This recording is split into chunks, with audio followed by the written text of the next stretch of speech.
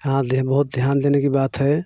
हम लोगों को 1.5 महीने से अधिक हो गया है। 20 दिन लगभग और ठहरने का विचार है। अब खूब तेज़ी के साथ साधन होना चाहिए। आप लोगों को खूब सहायता करनी चाहिए। सहायता यही है, भजन ध्यान करना, संयम रखना, भजन ध्यान के करते हुए ही सत्संग करना। एक भाई ने ब्रह्मचर्य के विषय में कहने के लिए कहा था, वह कहकर फिर 2-4 बात और सुनाई जाती है। केवल एक ब्रह्मचर्य के पालन से ही कल्याण हो सकता है। भीष्म पितामह ने आजीवन ब्रह्मचर्य का पालन करके यह बात दिखा दी कि ब्रह्मचर्य के समान कोई चीज़ नहीं है। भीष्म पितामह ने अपने पिता के सुख के लिए कंचन कामिनी का सदा के लिए त्याग करके दासराज की लड़की को अपने पिता के अर्पण कर दिया। पिता सुनकर बहुत प्रसन्न हुए। वरदान दिया कि तुम्हें मृत्यु नहीं मार सकेगी। भीष्म संसार में ब्रह्मचारी के नाम से प्रसिद्ध हुए। ब्रह्मचारी के प्रताप से भीष्म ऐसे शूरवीर हुए कि परशुराम जी के भी छक्के छुड़ा दिए। भीष्म अतुलित बली थे। उनके सारे शरीर से खून टपक रहा था। सिर लटक रहा था। अर्जुन ने 2 बाण गर्दन के पीछे खड़े कर दिए। सिर ऊंचा हो गया। भीष्म प्रसन्न हो गए। भीष्म के इतने घाव है कि फिर भी राजा युधिष्ठिर को उपदेश दे रहे हैं, हमारे अंगुली में घाव हो गया है, तो व्याख्यान दे सकते हैं क्या? भीष्म उपदेश दे रहे हैं, यह उनकी वीरता है। उन्हें स्मरण शक्ति है, शास्त्रों का ज्ञान है। इसका मूल कारण है ब्रह्मचर्य का पालन। हनुमान जी ने आजीवन ब्रह्मचर्य का पालन किया। और भी बहुत से इस तरह के ब्रह्मचारी हुए। शंकराचार्य जी ने आजीवन ब्रह्मचर्य का पालन किया। महर्षि पतंजलि ने बताया है, ब्रह्मचर्य के पालन से वीर्य का लाभ होता है। जिसका वीर्य नष्ट हो जाता है, उसका सर्वनाश हो जाता है। आजीवन ब्रह्मचर्य का पालन न हो सके तो लड़कों को कम से कम 18 वर्ष तक, लड़का तथा लड़कियों को 16 वर्ष तक ब्रह्मचर्य का पालन करना चाहिए। ब्रह्मचर्य पालन से तात्पर्य यह है कि किसी भी प्रकार के पुरुषों को स्त्री संग न करना एवं स्त्रियों को पुरुषों का संग न करना, आँखों से स्त्री को न देखें, मन से चिंतन न करें, हाथों से स्पर्श न करें, परस्पर में हंसी मजाक न करें। भोग की तो बात ही क्या है। इतनी बात बताई है, इनमें कहीं दोष आ गया तो ब्रह्मचर्य में कलंक लग गया। गीता भी हमें बताती है, यदक्षरं वेदविदो वदन्ति विशन्ति यदयतो विरागाः यदिच्छन्तो ब्रह्मचर्यं चरन्ति तते पदं संग्रहेण प्रवक्ष्ये। लगभग इसी तरह का श्लोक कठोपनिषद में आया है।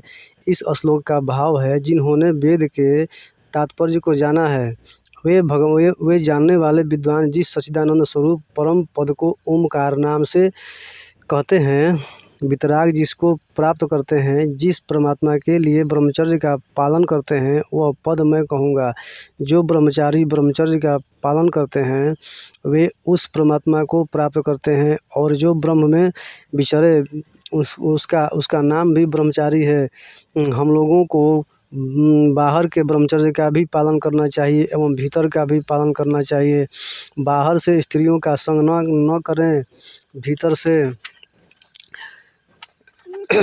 परमात्मा में विचरे। भीतर और बाहर का ब्रह्मचर्य का पालन करने से, भगवान को हर समय याद करने से काम क्रोध निकट भी नहीं आ सकते।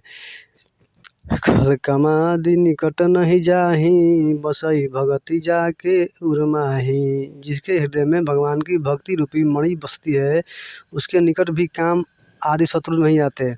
जो भगवान को हर समय याद करता है, उसके निकट यह नहीं आ सकते। भगवान का स्मरण जिस समय नहीं है, उस समय काम जागृत हो जाए तो भगवान को पुकारे, हे नाथ हे नाथ। ऐसा करते ही कामदेव शांत हो जाएगा। सूर्य के सम्मुख जिस प्रकार अंधकार नहीं ठहरता, उसी प्रकार भगवान के सम्मुख काम नहीं ठहरता। काम को मारने का यही उपाय बताया गया है। भगवान को साक्षात पूर्ण ब्रह्म परमात्मा है, उनके स्मरण से काम का नाश हो जाता है। इसलिए कभी आप पर काम धावा नहीं बोले तो पुकारो। इसलिए कभी आप पर काम धावा बोले तो पुकारो, हे नाथ हे नाथ। पुलिस को देखते जैसे लुटेरे भाग जाते हैं, लुटेरे चाहे न भागें, किंतु भगवान का स्मरण करने से काम तो विदा हो ही जाता है। अब काम में लाने की दो चार बातें ही कही जाती है।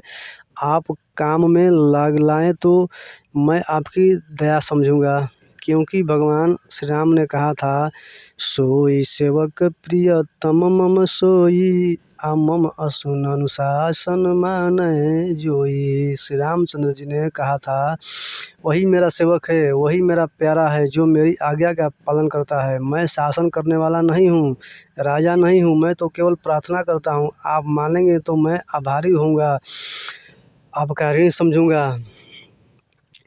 कल से हमें ध्यान रखना है, सवेरे 7:30 बजे के पहले ही आने की चेष्टा करनी चाहिए। गायत्री मंत्र का बड़ा महत्व बताया गया है। यह बताया गया है कि जो 1000 गायत्री का नित्य जाप करता है तो उसके 3 वर्ष में उसके संपूर्ण पाप नष्ट हो जाते हैं। इसलिए उचित समझें तो प्रत्येक यज्ञोपवीतधारी को इतना जप नित्य करना चाहिए। प्रतिदिन 2 बार सूर्य को अर्घ दें। घर में जो बड़े हैं उन्हें नित्य प्रणाम करना चाहिए। यहाँ रहकर संयम से रहना चाहिए।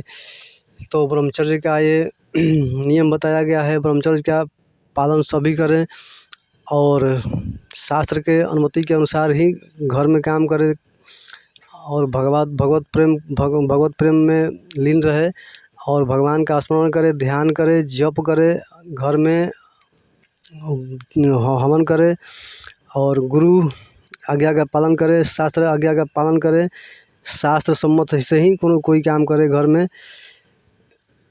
जय श्रीमन्नारायण भगवान की जय, श्री सत्यनारायण भगवान की जय, आनंद कंद भगवान की जय, श्री हरि विष्णु भगवान की जय, श्रीमद् भागवत महापुराण की जय।